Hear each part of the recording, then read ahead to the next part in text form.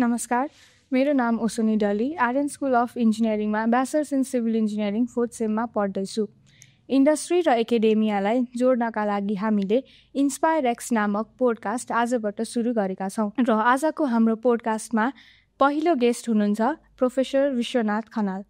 उहाँले diploma in civil engineering सन् 1972मा सकिनु भएर पुल्चोकबाटै ब्याचलर्स इन सिभिल इन्जिनियरिङ सन् 1989मा गर्नुभयो र त्यहाँदेखि निरन्तर आइओई लगायत अरू युनिभर्सिटीहरूमा टिचिङ गरेर हालै पुल्चोक क्याम्पसबाट रिटायर हुनुभएका छन्। नमस्कार सर, हजुरलाई इन्स्पायर एक्समा स्वागत छ। थ्याङ्क यू सर, फर्स्टमा चाहिँ हजुरको इन्ट्रोडक्सनबाट नै सुरु गरौँ। मेरो नाम विश्वनाथ खनाल, मेरो जन्म चाहिँ तनहुँ जिल्ला चौधी सिम्पानी। हाल म कलङ्की बसोबास गर्छु र मैले 2025 सालमा एसएलसी पास गरेँ।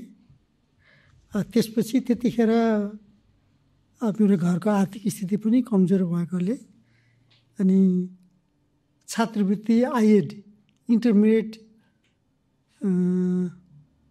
इन एजुकेसनमा 100% सबैलाई छात्रवृत्ति दिइन्थ्यो। त्यो कुरो गाउँमा पनि थाहा रहेछ र म आइएड पढ्ने भएर काठमाडौँ आएँ। 26 सालमा यहाँ आउँदाखेरि म दर्खास्त दिने टाइम सिद्धिसकेको रहेछ। अनि आयुर्वेदमा पनि त्यहाँ पनि छात्रवृत्ति पाइन्छ भनेर त्यहाँ पनि गएँ, त्यहाँ पनि दरखास्त दिने टाइम सकिएको रहेछ। मेरो अङ्कल बद्री खनाल, उहाँ र मेरो चाहिँ ठुलोबाको छोरा दाजु मुक्तिनाथ खनाल, उहाँहरू तिनधारा पाठशालामा उहाँ संस्कृत पढ्दै हुनुहुन्थ्यो। उहाँले यो छात्रवृत्ति पाउने ठाउँ कहाँ बाँकी रहेछ भनेर खोज्दै जाँदा पुल्चोकमा रहेछ। त्यहाँ चाहिँ दरखास्त दिइयो। दरखास्त दिएपछि इन्ट्रान्स इक्जाम पनि भयो। मेरो म्याथमेटिक्समा म राम्रो नै थिएँ। एसएलसीमा मेरो सेकेन्ड डिभिजनमा आउनुको कारण पनि म्याथमेटिक्सै थियो। अप्सनल म्याथमा 81 र कम्पलसरी म्याथमा 72 ल्याएर मैले एसएलसी पास गरेको हो। त्यो ब्याकग्राउन्डले गर्दा म चाहिँ रिटनमा सजिलै पास भएँ र त्यतिखेर इन्टरभ्यू पनि लिने चलन थियो र इन्टरभ्यूमा मलाई एउटा चाहिँ sine square plus cos square equal to 1 proof गर भन्यो। त्यो त बायाँ हातको खेल भयो, प्रुफ गरिहालियो। अब अरू के सोधियो सबै थाहा छैन। एउटा अलिकति रमाइलो क्वेसन थियो। तर त होचो मान्छे, यो ओभरसेयर पढ्दाखेरिमा त दूरबिनहरू हेर्नुपर्छ, कसरी हेर्छस् भनेर मलाई प्रश्न गरियो। मैले के जवाफ दिएँ, त्यतिखेर मलाई जे आयो त्यस्तै। म चाहिँ आफू हाइट मिल्ने गरेर पिर्का बनाउँछु र पिर्कामाथि बसेर म दूरबिन हेर्छु भनेर मैले जवाफ दिएको थिएँ। त्यो अहिलेसम्म पनि मलाई सम्झना छ र म इन्टरभ्यूमा पनि सफल भएँ। त्यतिखेर पुल्चोक क्याम्पसमा 75 रुपियाँ 100% सबैलाई स्टाइपेन्ड दिइन्थ्यो र होस्टेलमा बस्नको लागि पैसा तिर्नु पर्थेन। उल्टो मेस एलाउन्स भनेर 15 रुपियाँ थप पाइन्थ्यो र हामीलाई 75 रुपियाँमा 70 रुपियाँले करिब खाना पुग्थ्यो। त्यो बाँकी चाहिँ 15 रुपियाँले त खाजा पनि पुग्थ्यो। त्यसरी मैले चाहिँ म यही विषय पढ्छु भनेर हो भने कि संयोगले म चाहिँ त्यो सिभिल इन्जिनियरिङ विषय पढ्न पुल्चोकमा पुगेँ। तपाईँले संयोगले भन्नुभयो होइन त। आजकल इन्जिनियरिङ जो स्टुडेन्ट्सहरू छ नि, अब डिस्ट्र्याक्ट हुन्छ धेरै। हाम्रो त डिस्ट्र्याक्सन छ नि त धेरै अहिले त। अब मोबाइल्सहरू, ल्यापटप्सहरू एकदम डिस्ट्र्याक्सन छ। त्यो डिस्ट्र्याक्सनलाई चाहिँ कसरी कम गर्न सकिन्छ, कसरी चाहिँ स्टुडेन्टहरूले डिस्ट्र्याक्सनबाट हटेर चाहिँ पढाइतर्फ ध्यान दिन सकिन्छ जस्तो हजुरलाई चाहिँ कस्तो लाग्छ? के चाहिँ गर्नुपर्छ होला त स्टुडेन्टहरूले? अब अहिलेको यो समयअनुसार परिवर्तन भयो। म जस्तो पुल्चोक क्याम्पसमा म एचओडी भएको बेलामा हुन त म सुरुमा प्रोग्राम अफिसर भएर 4 वर्ष काम गरेँ। त्यसपछि थाप्थली क्याम्पसमा, थाप्थलीको चाहिँ पहिलो एचओडी सिभिल इन्जिनियरिङको, त्यसपछि असिस्टेन्ट क्याम्पस चिफ म 6 महिना भएँ अनि एक्टिङ क्याम्पससिप 22 महिना भएँ। त्यसपछि 4 वर्ष क्याम्पससिप भएँ। त्यहाँबाट थाप्थलीबाट फेरि म प्रोफेसर भएपछि पुल्चोक आएँ। पुल्चोक आउने बित्तिकै म एचओडी भएँ। सुरुमा हामीहरूलाई धेरै अपर्च्युनिटी थिएन। हामीहरूको चाहिँ तलब पनि कमै थियो, तैपनि हामीहरू बाहिर जान्थेनौँ र विद्यार्थीहरू पनि एकदमै अनुशासित 100% सबै चाहिँ आउने त्यस्तो थियो। पछि जब म आफै एचओडी भएर त्यहाँ आएर पढाउन थालेँ, स्टुडेन्टहरूको एटेन्डेन्स हेर्दाखेरिमा अलिकति कमी लाग्यो मलाई। 48 जनामा 5 जना त सधैँ एब्सेन्ट हुने, कम्तीमा पनि कहिले 8-10 जनै एब्सेन्ट हुने। त्यो मलाई राम्रो लागेन। पहिलेको चाहिँ ट्रेन्ड त्यस्तो थिएन। अनि मैले कन्स्ट्रक्सन म्यानेजमेन्ट पढाउँथेँ। त्यहाँ चाहिँ सबै सेक्सनमा हामी क्लास बाँडेर लिन्थ्यौँ र मैले सबैलाई त्यही प्रश्न गरेँ, तपाईँहरू चाहिँ अहिले किन, पहिला चाहिँ त बरु यसरी सबै 100% उपस्थित हुन्थ्यो, अहिले एटेन्डेन्समा चाहिँ कमी छ, के कारण हो भनेर मैले सोधेँ। सर अब अहिले इन्टरनेटमा जे पनि पाइन्छ, अब टिचरले पढाएर सिक्नुपर्छ भन्ने पनि छैन, त्यही इन्टरनेटको कारणले होला अहिले चाहिँ कतिपय चाहिँ आउँदैनन्, त्यसैले एब्सेन्टिजम भएको होला भन्ने धेरै ठाउँबाट मैले त्यस्तो जवाफ पाएँ। अनि इन्जिनियरिङ पढ्दाखेरि चाहिँ यो अनुशासन नियमितताको चाहिँ कतिको महत्त्व हुन्छ त? अनुशासन त जहाँसुकै महत्त्व हुन्छ, इन्जिनियरिङमा मात्र होइन, इन एभ्री फिल्ड, हरेक ठाउँमा मान्छे अनुशासित भएन भने उसले केही पनि गर्न सक्दैन। अनुशासित एकदमै हुनुपर्छ। हामी आफू पनि पढ्दाखेरि पनि अनुशासित थियौँ, पढाउँदाखेरि पनि अनुशासित भयौँ र कसरी विद्यार्थीलाई सबभन्दा बढी चाहिँ ज्ञान दिन सकिन्छ भनेर मेहनत गरेर पढाइन्थ्यो। त्यही भएकोले अब मैले आफूले मास्टर गएर पनि पछि गएर मैले मास्टरले मात्रै पढाउन थालेँ। मैले कन्स्ट्रक्सन म्यानेजमेन्ट मास्टर गरेको हो, मास्टरले मात्रै मैले पढाउन थालेँ। अहिले हामी इन्जिनियरिङ पढिरहेको स्टुडेन्टहरूको चाहिँ के कन्फ्युजन हुन्छ भनेपछि ब्याचलर सकेपछि गभर्मेन्ट जब गर्ने कि कुनै एउटा प्राइभेट कन्सल्टेन्सीमा जागिर खाने कि होइन, मास्टर्स गर्नलाई भनेर बाहिर जाने कि अथवा देशमै मास्टर्स गर्ने कि, त्यो कन्फ्युजनलाई चाहिँ तपाईँले के गर्दा हुन्छ भन्ने कुरा एकचोटि बुझाइदिनु न। त्यो चाहिँ यही गर्ने भनेर कन्फ्युजन चाहिँ हुँदैन। त्यो हरेक विद्यार्थीको चाहिँ आफ्नो परिवेश हुन्छ, ऊ कस्तो ब्याकग्राउन्डबाट परिवेशबाट आएको छ, उसको परिवेशले चाहिँ के गर्ने भन्ने कुरो चाहिँ निर्धारण गर्छ। मैले हामीसँगै पढेका साथीहरू, पछि हाम्रै विद्यार्थीहरू पनि जो ट्यालेन्ट थिए, फुल स्कलरसिप पाथे उनीहरूले इन्जिनियरिङ पढ्नको लागि, तर उनीहरू घरायसी परिस्थितिले गर्दा त्यहाँ जान सकेनन् र उनीहरू चाहिँ यहीँ जागिर खान थाले। त्यस कारण त्यो कुरा चाहिँ यो गर्ने भन्ने अहिले हुँदैन कि हरेक इन्डिभिजुअलको आफ्नो उद्देश्य के छ, उनीहरूको उद्देश्य र उनीहरूको परिवेशले चाहिँ निर्धारण गर्ने कुरा हो त्यो। अनि ब्याचलर्स पढ्दै गर्दाखेरि चाहिँ इन्टर्नसिपहरू, साइट भिजिटहरूको चाहिँ कतिको महत्त्व हुन्छ त? त्यो त असाध्यै धेरै महत्त्व हुन्छ। हाम्रो सिलेबसमा पनि छ। मैले पनि कन्स्ट्रक्सन म्यानेजमेन्ट पढाउँदाखेरिमा साइट भिजिटमा लग्थेँ र साइट भिजिट भएपछि उनीहरूले चाहिँ आफूले अब्जर्भ गर्न सक्छन्। त्यो पहिला आफूले पढेको जुन ज्ञान हो, सैद्धान्तिक ज्ञान, त्यो चाहिँ व्यवहारिकमा कस्तो हुँदो रहेछ भन्ने थाहा हुन्छ। त्यसमा त्यो त एकदमै इम्पोर्टेन्ट छ। मलाई मेरो आफ्नो अनुभव भन्नुहुन्छ भने मैले ओभरसियर पास गरेँ। पास गरेपछि म एनसिसिएनमा गएँ।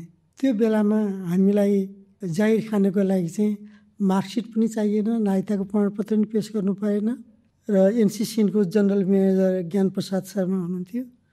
उहाँले चाहिँ एनसिसिएनको बोर्डमा कुलरत्न तुलाधर पुल्चोकमा चाहिँ उहाँ प्रिन्सिपल हुनुहुन्थ्यो। उहाँ आफू बोर्डमा भएको हुनाले नामहरू गएको थियो र हामी एनसिसीमा गयौँ। 2 घन्टामा हाम्रो केही पनि पेस नगरिकन पर्मानेन्ट नियुक्ति पत्र हात पर्यो। त्यसपछि मलाई परराष्ट्र मन्त्रालयको भवनमा चाहिँ त्यो कन्स्ट्रक्सन हुन्थ्यो, एनसिसीले मलाई त्यहाँ लगियो। एकजना भवन विभागको ओभरसियर, एकजना एनसिसीको ओभरसियर भएर उहाँहरू चाहिँ रेन्फोर्समेन्ट मेजर गर्दै हुनुहुन्थ्यो। उहाँले टेपले मेजर गर्दै हुनुहुन्थ्यो। उहाँले के मेजर गरेको, कहाँदेखि कहाँसम्म हो, बारबेन्डर भने के हो, कार्पेन्टर भने के हो, यी सबै कुराहरू पनि थाहा थिएन।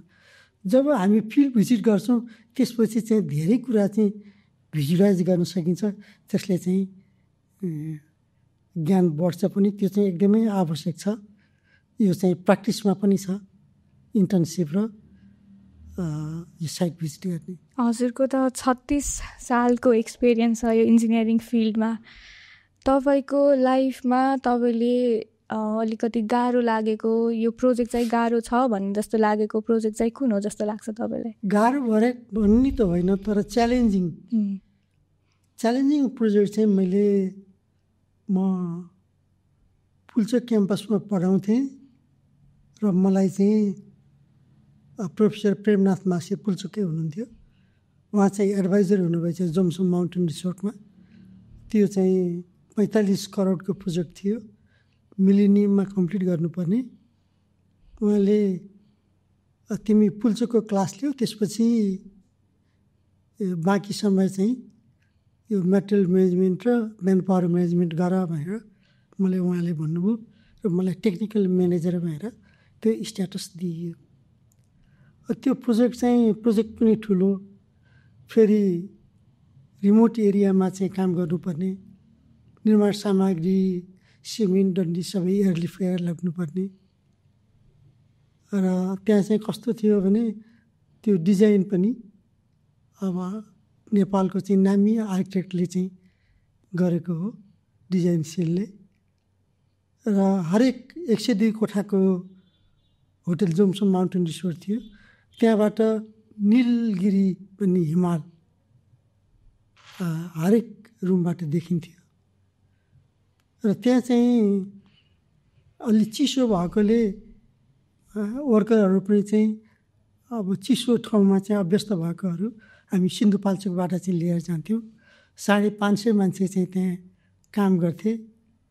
र अन्तिममा गएर 2 महिना चाहिँ त्यो मिलेनियममा सक्नै पर्ने, नसिकन नहुने त्यो भएकोले अनि मलाई त्यहाँको चाहिँ ओनरले भन्नुभयो अब के गर्ने त भन्दा मैले अनि 2 सिफ्ट काम गर्ने भनेर मैले प्रपोज गरेँ।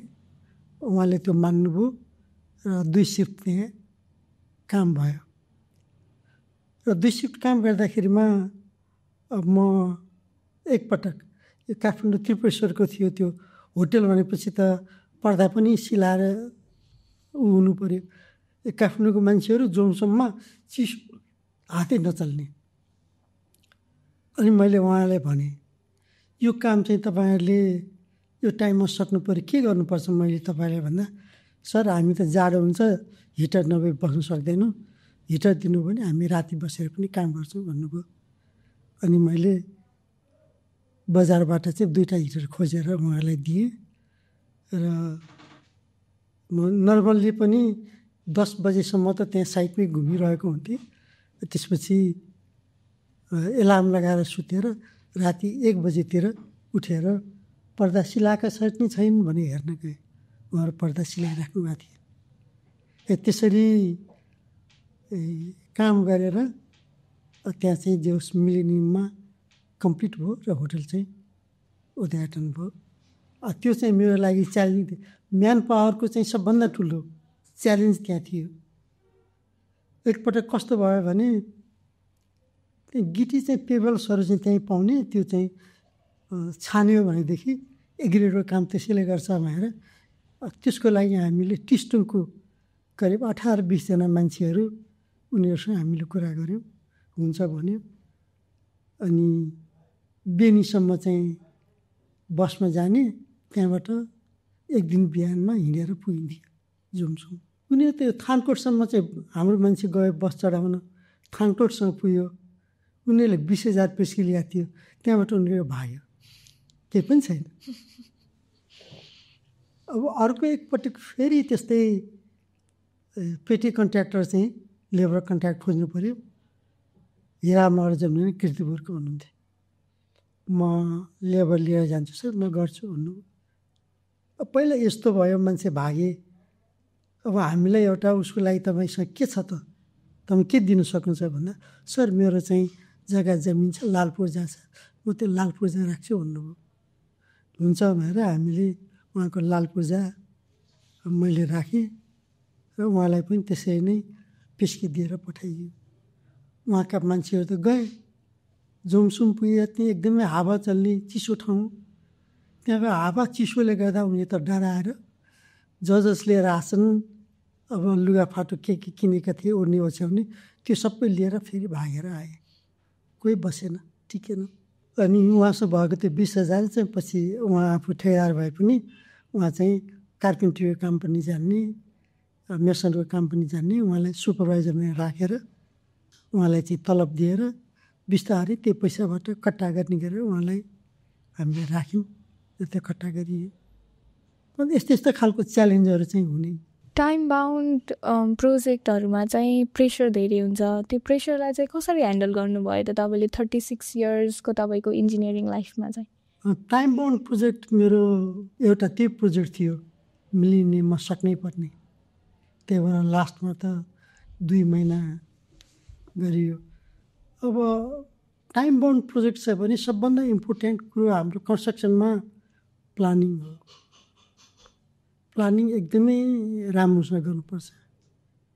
त्यसपछि हामी अरू टुल्सहरू छन्, वर्क ब्रेकडाउन स्ट्रक्चर, त्यसपछि नेटवर्क सेड्युलिङ, अनि प्लानिङ एन्ड मोनिटरिङ, यस्ता टुल्सहरू युज गर्नुपर्छ।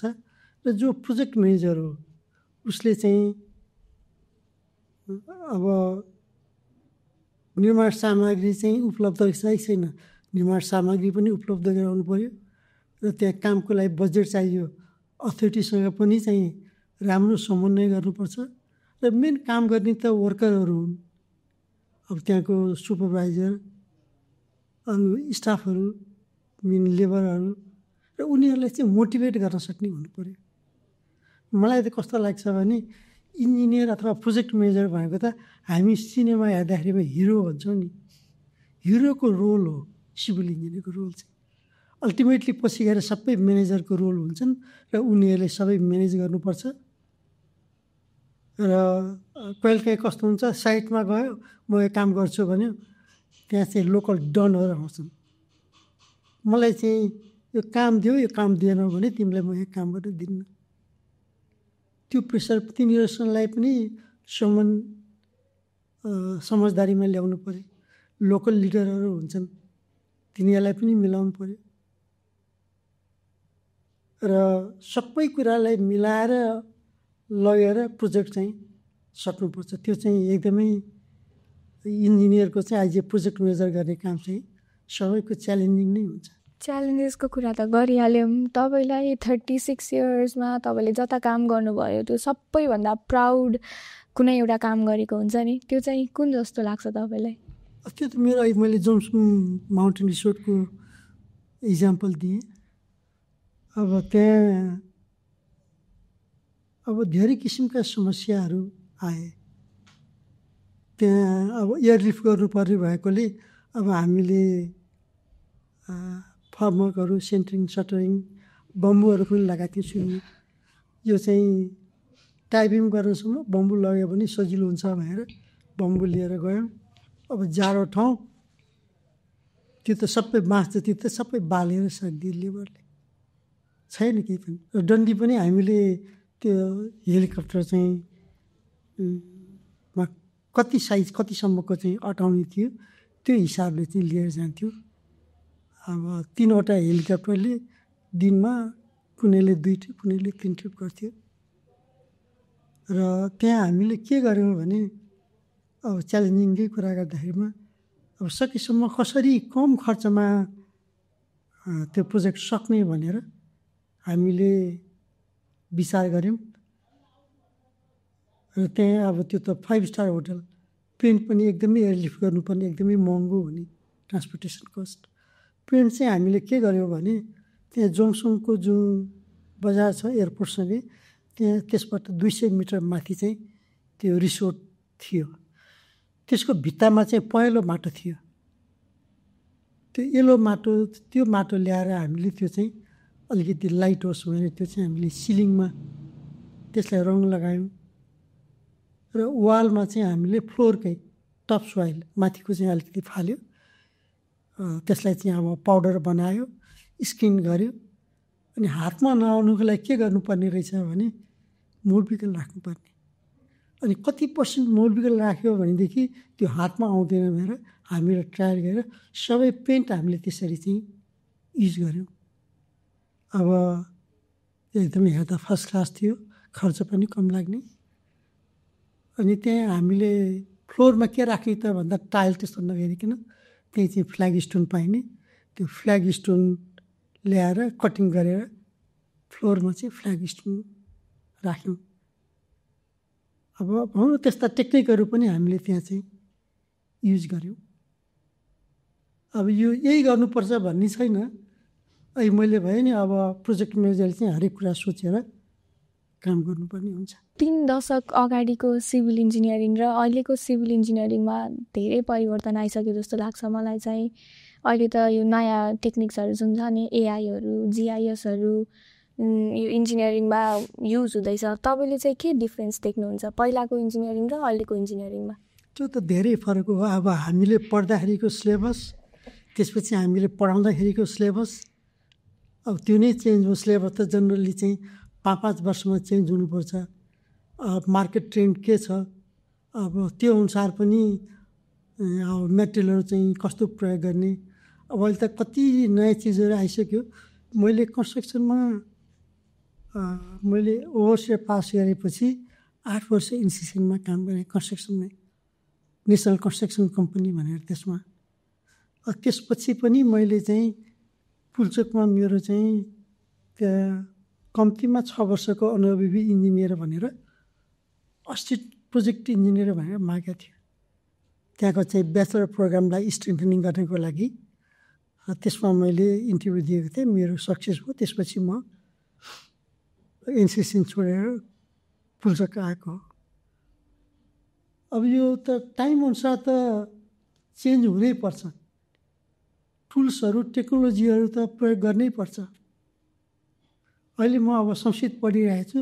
संस्कृत पढ्न पहिला मेरो चाहिँ पितामह पनि टिचर, पितामह भनेको हजुरबा, पिताजी पनि टिचर।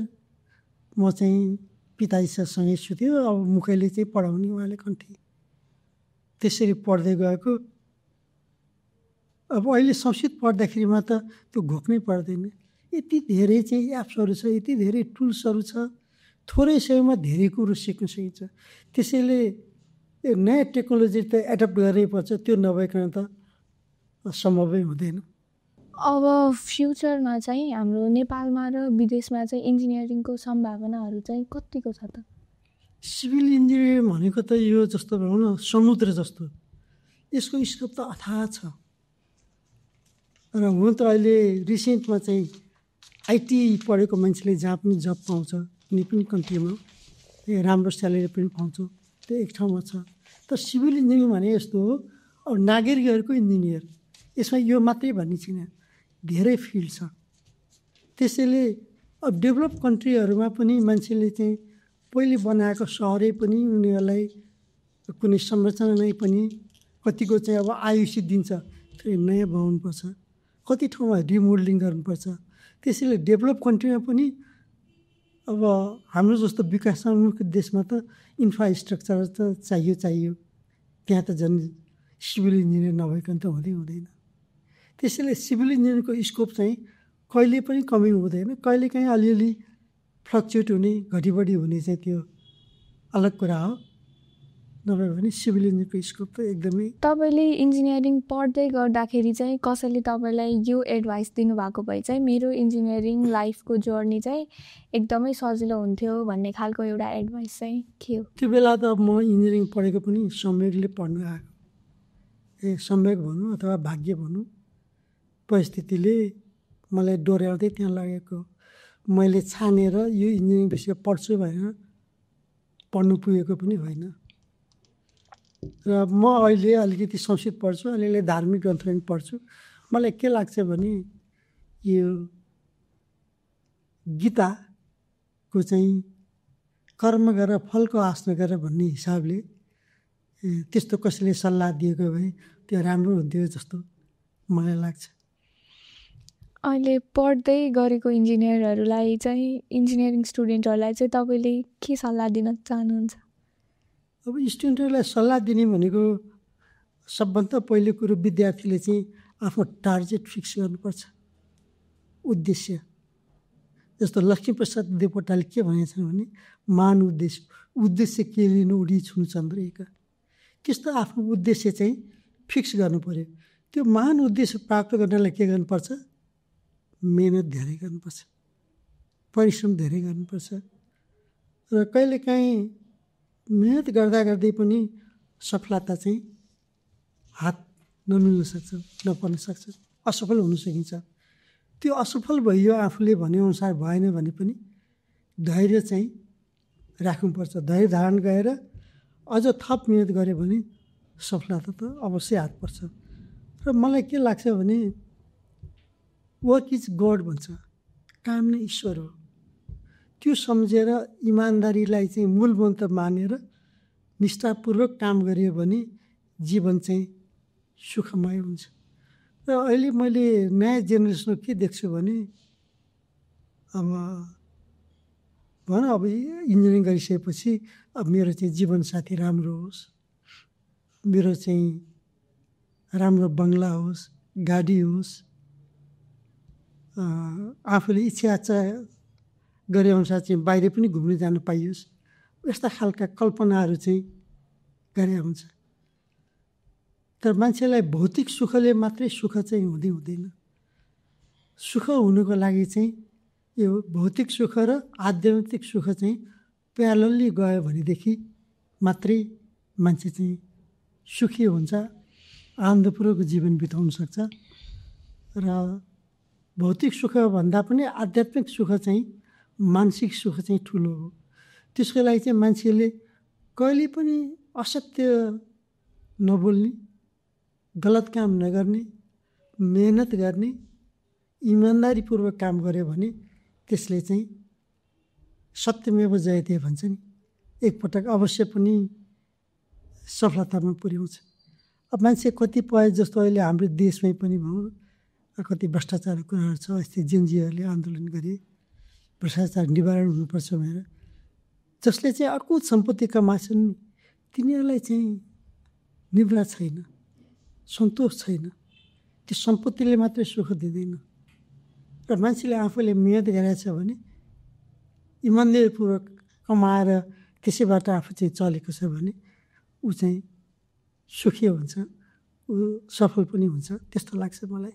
अनि विद्यार्थी जीवनमा चाहिँ सेल्फ स्टडी को चाहिँ कतिको महत्त्व हुन्छ? सेल्फ स्टडी कलेजैमा पढाएको मात्र कुराले पुग्छ कि घरमा आफैले पनि अलिकति पढेर अलिकति आफूले पनि रिसर्चहरू गर्न जरुरी छ कि के लाग्छ हजुरलाई? पुरानो कोट लगाऊ नयाँ पुस्तक किन भन्ने प्रसिद्ध उखान हो यो। र मैले आफैले पनि मैले पुल्चोकमा बिए पढ्नुभन्दा अगाडि मैले कमर्स पढेँ। हुन त मेरो जीवन चाहिँ यो आफूले चाहे जस्तो गरेर उद्देश्य राखेर फिक्स भएको होइन। मैले ओभरसियर पास गरेपछि 13 वर्षपछि मैले बिई जोइन गरेँ। बिई पास गरेको 16 वर्षपछि मैले मास्टर डिग्री पढ्न सुरु गरेको। त्यसैले पढाइको लागि चाहिँ उमेरले पनि छेक्दैन र पढ्नु चाहिँ एकदमै जस्तो नलेज इज पावर भन्छ नि। अब हामीले खालि पाठ्य पुस्तकको मात्र निर्भर गयो भने राम्रो नम्बर आउँदैन। अब बाहिरको अरू कुराहरू पनि पढ्यो भने त्यसले चाहिँ धेरै कुरा ज्ञान दिन्छ र त्यहाँको कुराहरू त्यहाँ फिट गरियो भने अरूको भन्दा आफ्नो अलिकति फरक पनि हुन्छ, जुन चाहिँ टिचरलाई पनि मनपर्छ। त्यस कारण पाठ्य पुस्तकभन्दा बाहिरको अन्य पुस्तक त विद्यार्थीले पढ्नै पर्छ, नपढी हुँदैन। र मैले पनि मलाई गाह्रै हुँदाखेरि पनि मैले पुस्तक पनि अझ म त के गर्थेँ भने नेपालीको पुस्तकभन्दा इन्डियन राइटरको पुस्तक पढ्ने, अझ पाएँ भने अमेरिकन बुक्सहरू चाहिँ पढ्थेँ मैले, अमेरिकन राइटरले लेखेको। त्यसमा चाहिँ आफ्नो मौलिकता चाहिँ मैले पाउँथेँ। मलाई चाहिँ त्यो मन पर्थ्यो। मेरो आफ्नो पर्सनल भ्यू चाहिँ त्यस्तो छ। बाहिरको पुस्तक त पढ्नै पर्छ। तपाईँले आफू विद्यार्थी हुँदाखेरि चाहिँ त्यतिखेर स्ट्रेस त हुन्छ नि त, इक्जामको स्ट्रेस, यताको स्ट्रेस, उताको स्ट्रेस, त्यो स्ट्रेसहरूलाई चाहिँ कसरी ह्यान्डल गर्नुहुन्थ्यो? अब स्ट्रेस त स्वाभाविक हो। म जस्तो मान्छे भनौँ न, मैले बिए पढ्दा मेरो 3टै छोराछोरी जन्मिसकेका थिए, 3टै स्कुल जान्थे। मैले लेट एजमा पढेको हुनाले अब आर्थिक प्रेसर त पर्ने नै भयो। तैपनि मैले पढाइमा चाहिँ मैले महत्त्व दिएर पढ्थेँ र मैले राम्रै नै गरेँ भनौँ न। त्यो प्रेसर हुँदाहुँदै पनि पढ्नुपर्छ भनेर आफूले चाहिँ एकदमै त्यो चाहिँ लगनशील भएर मेहनत गऱ्यो भने गर्न सकिन्छ। मैले कन्स्ट्रक्सन म्यानेजमेन्ट मास्टर गर्दा म क्याम्पस थिएँ, थातुल क्याम्पसमा। अब मैले चाहिँ मास्टर डिग्री गरिनँ भने म चाहिँ रिडर हुन सक्दिनँ भन्ने माया लागेर मैले त्यो नेपाल इन्जिनियरिङ कलेज अन्तर्गत ग्वार्खो होइन, इमाडोलमा थियो कन्स्ट्रक्सन म्यानेजमेन्ट पढाउने कलेज। 5 बजीसम्म त्यहाँ बस्थेँ। क्याम्पससिपलाई गाडी थियो, म आफैले गाडी चलाउँथेँ र त्यहाँबाट म 9 बजीसम्म पढ्थेँ र अनि घर गएर खाना खाएपछि पनि म एकछिन पढ्थेँ। र कहिलेकाहीँ त जाँचको बेलामा आएपछि पढ्नको लागि चाहिँ बिदा लिए हुन्थ्यो। त्यो बेला पनि कहिले चाहिँ विद्यार्थी नेताहरूले फोन गर्ने, कहिले कसैले समस्या भएर फोन गर्ने, त्यो स्ट्रेस पनि मैले बिहोर्थेँ। त्यो गर्दा गर्दै पनि 30 जनाभित्रमा मेरो चाहिँ म 8औँमा पोजिसन थियो र मेरो सिजिपिए चाहिँ 3.63 आएको थियो। यो त आफैले म्यानेज गर्यो। सबभन्दा महत्त्वपूर्ण कुरो यो काम मैले गर्नुपर्छ मनदेखि लाग्यो भने मान्छेले चाहिँ जहाँ इच्छा त्यहाँ उपाय भने चाहिँ गर्न नसक्ने असम्भव भन्ने केही पनि छैन, गर्न सकिन्छ। मेरो आफ्नै केसमा हेर्दा म धेरै विद्यार्थीहरू के भन्छु, जहाँ गति त्यहाँ प्रगति, गति नभइकन प्रगति हुँदैन। मैले त ओभरसियर पास गरेको 13 वर्षपछि बी पढेँ, बी पास गरेको 16 वर्षपछि एमई पढेँ। त्यसपछि म मास्टर डिग्रीले पढेँ र म चाहिँ एज ए टिचर पुल्चोकमा म चाहिँ प्रोफेसर भएर 5 वर्ष काम गरेर रिटायर भएँ। त्यसमा म आफूलाई त मैले मेहनतैले म त्यो लेभलमा चाहिँ पुगेँ भन्ने लाग्छ। मेहनत गर्नुपर्छ। इन्जिनियर भएर काम गरिरहेकोहरूलाई चाहिँ तपाईँ के सुझाव दिन चाहनुहुन्छ? यो अहिले पनि मैले भने इन्जिनियर भएर काम गरेकोलाई मेरो आफ्नो एक्सपिरियन्समा त्यही एउटै प्रोजेक्टमा एकजना साथीले चाहिँ केही पनि सिक्दैन, अर्कोले धेरै कुरा सिक्छ। त्यो चाहिँ उसको लर्निङ एटिच्युड, म चाहिँ सिकौँ भन्ने भावना। त्यो सिकौँ भन्ने भावना भएन भने त मान्छेले सिक्नै सक्दैन। र इन्जिनियर हुँदैमा म सबै थोक जान्दछु भन्ने होइन। कतिपय कुराहरू हामीले कालीगढहरूसँग पनि सिक्न सक्छौँ। जस्तो मैले एउटा कार्पेन्टर यो किर्तिपुरको पुल्चोक क्याम्पसमा एउटा क्याफ्टेरिया बिल्डिङ थियो हाइपरबोला सेपको। त्यसको फर्मवर्क बनाउनु यति गाह्रो थियो, उहाँले राम्रोसँग बनाउनु भयो। अहिले त पहिला त मैले नाम सुनेको थिएँ, अहिले मैले बिर्सेँ उहाँको नाम। त्यस्ता कालीगढहरू पनि हुन्छन्। र एउटा मैले आजु खान भन्ने टाइल लगाउने मिस्त्री, एकदमै राम्रो काम गर्ने, उसले गरेको काम फरक नहुने। र उसलाई मैले पुल्चोक क्याम्पसकै ई ब्लक हो त्यहाँ हेर्दै जाँदा अलिकति त्यो लेभल नमिलेको भेट्टाएँ। आजु खानको त मैले ठुलो नाम सुनेको, यस्तो लेभल नमिलेको टाइल्स छाप्यौ नि तिमीले भनेको। उसले करिब 150-200 स्क्वायर फिट जति तुरुन्तै भत्कायो। भत्काएर उसले मलाई एउटा चाहिँ उसबाट मैले सिकेँ। त्यो के भने अहिले धेरै ठाउँमा धेरैलाई ज्ञान छैन। हाम्रो चाहिँ जस्तो सिभिल इन्जिनियर जान्नुपर्ने प्यासेज छ, त्यसपछि कोठाहरू छ र सबै चिज चाहिँ के सिमेट्रिक मनपर्छ। पहिला सेन्टरमा लाइन राख्यो, त्यसपछि त्यो कति साइजको छ त्यो अनुसार चाहिँ अनि त्यो ट्रायल राख्ने, दुवैतिर ब्यालेन्स गर्ने। र कोठाको बिचमा पनि त्यो ढोकाबाट त्यो सेन्टरबाट भित्र पास हुनुपर्छ। त्यो हो भने एकदमै राम्रो हुन्छ। त्यस्तो धेरैले गर्दैन, के गर्छन् जहाँ त्यो ढोका आउँछ ढोकामा आएर उनीहरूले क्लोज गरिदिन्छन् भित्रको एउटा छुट्टै प्याटर्न त्यसपछि प्यासेज छुट्टै प्याटर्न त त्यो कुरा चाहिँ मैले न कुनै किताबमा पाइन्छ न धेरैले फलो गर्छन् त्यो आजु खानबाट मैले सिकेको त्यस कारण म चाहिँ इन्जिनियर भएँ मैले चाहिँ धेरै जानेको छु भनेर कसैलाई पनि हेप्नु हुँदैन सबैसँग मिठो व्यवहार गर्नुपर्छ र अझ इन्जिनियरलाई म के भन्छु भने अब हामीले काम गर्दाखेरिमा त यो सिंहदरबारको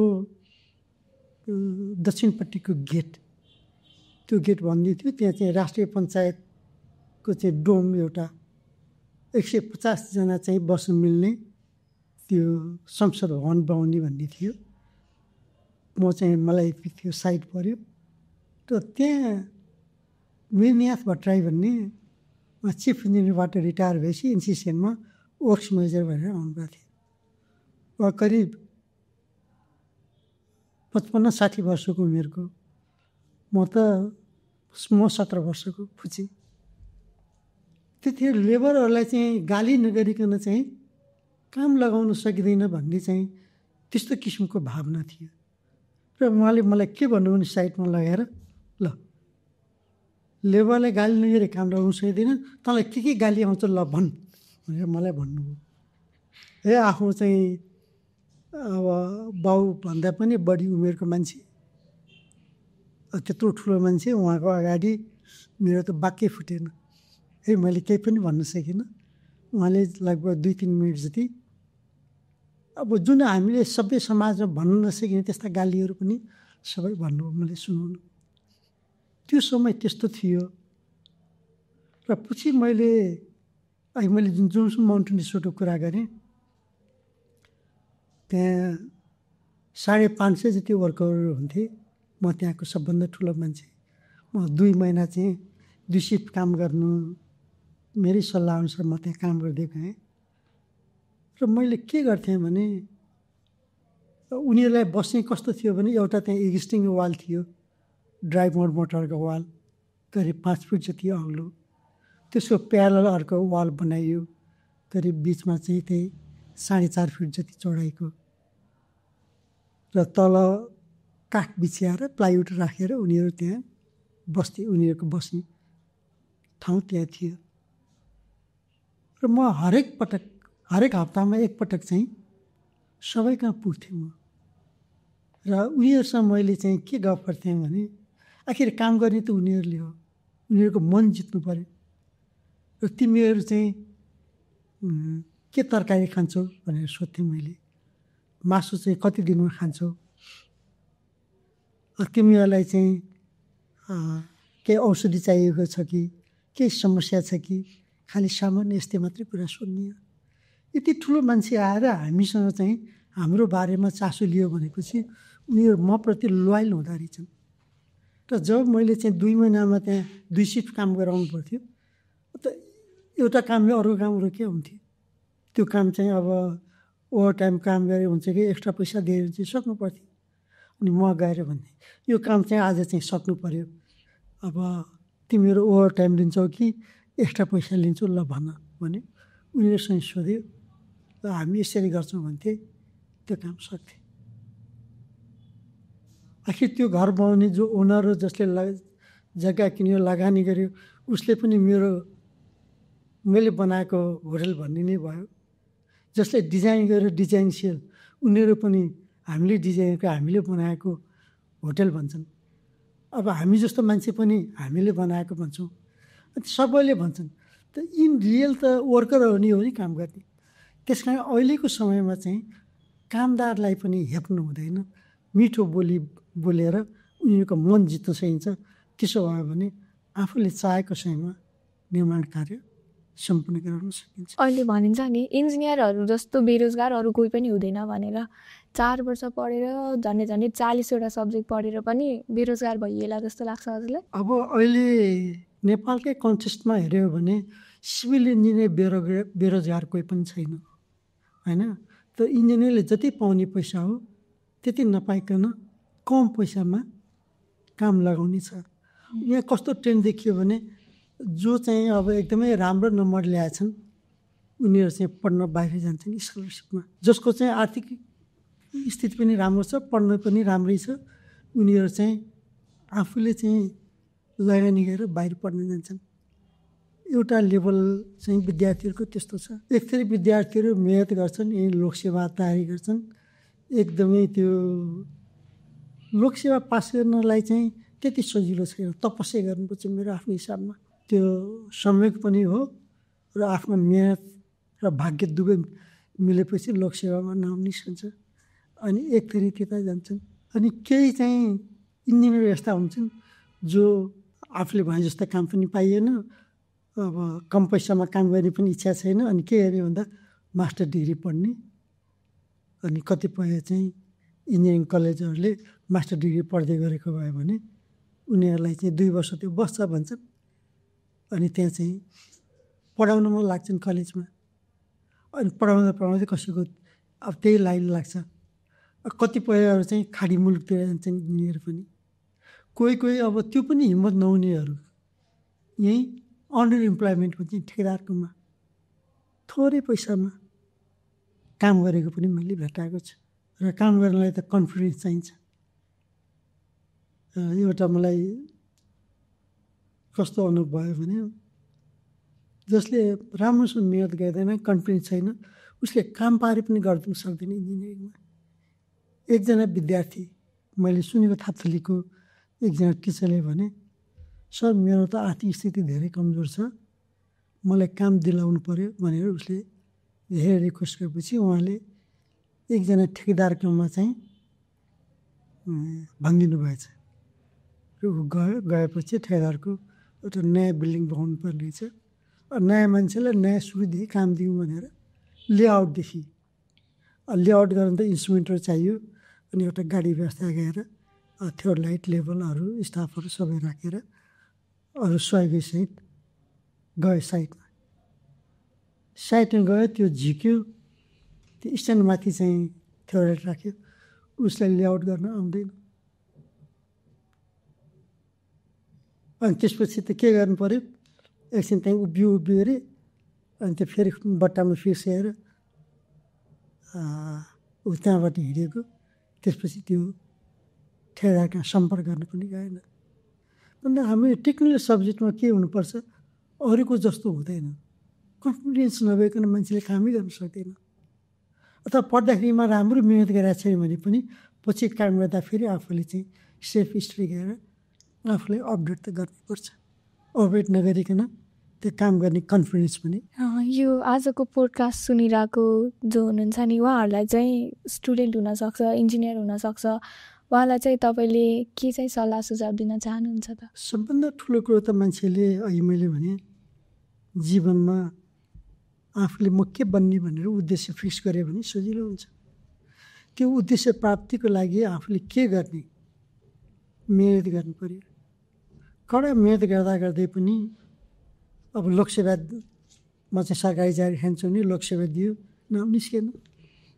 धैर्यता चाहिँ राख्नुपर्छ, हरेस खानु हुँदैन। फेरि मेहनत गऱ्यो, मेहनत गर्दा गर्दै नाउँ निस्कन सक्छ। लगनशील र मेहनती भयो भने मान्छेले चाहिँ सफलता प्राप्त हुन्छ।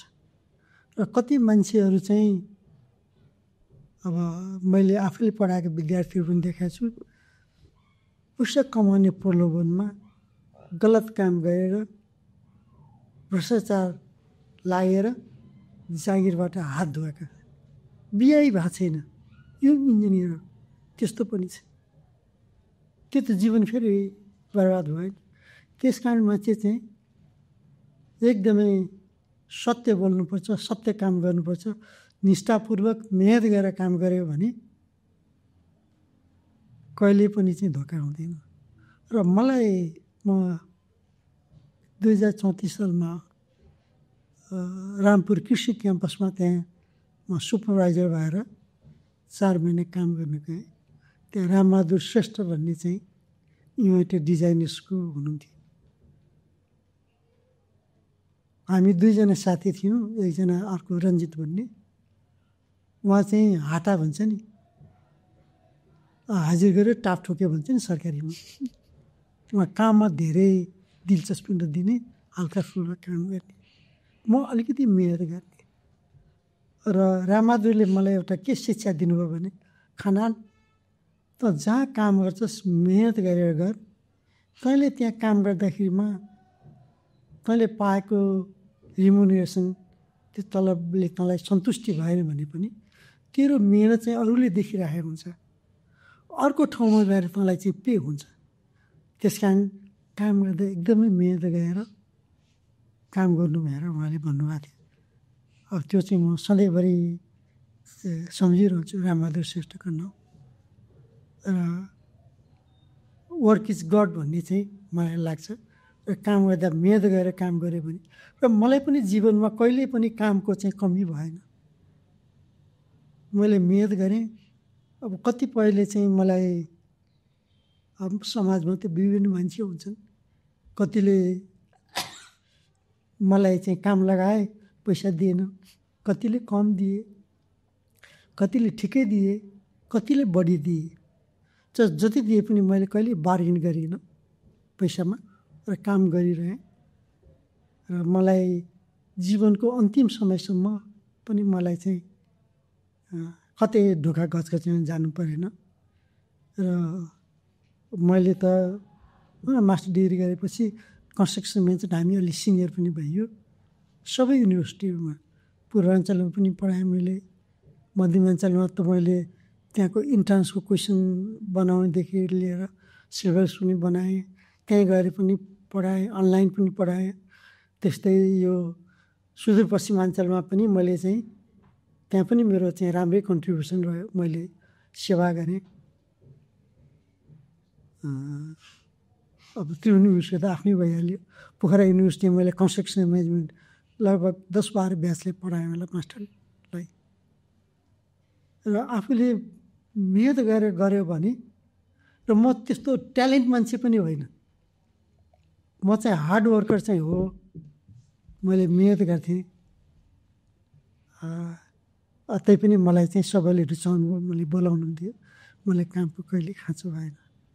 त्यस कारण चाहिँ इमान्दारीपूर्वक निष्ठापूर्वक काम गऱ्यो भने कामको खाँचो पनि हुँदैन, सुख पनि हुन्छ। पक्कै पनि सरको इन्जिनियर यात्रा, प्रोफेसनल जर्नी अनि हजुरले दिनुभएको सल्लाह सुझावले हामी इन्जिनियरिङ पढिरहेको स्टुडेन्ट मात्र होइन, अहिले काम गरिरहेको इन्जिनियरहरूलाई पनि मोटिभेसन, इन्सपिरेसन मिल्नेछ। हाम्रो निमन्त्रणालाई स्वीकार गरेर आफ्नो व्यस्तताको बावजुद आइदिनु भयो, आफ्नो कुराहरू राख्नुभयो, आफ्नो प्रोफेसनल जर्नी सुनाउनु भयो, आफ्नो विद्यार्थी जीवनको जर्नी सुनाउनु भयो, आफ्नो एक्सपिरियन्स सुनाउनु भयो।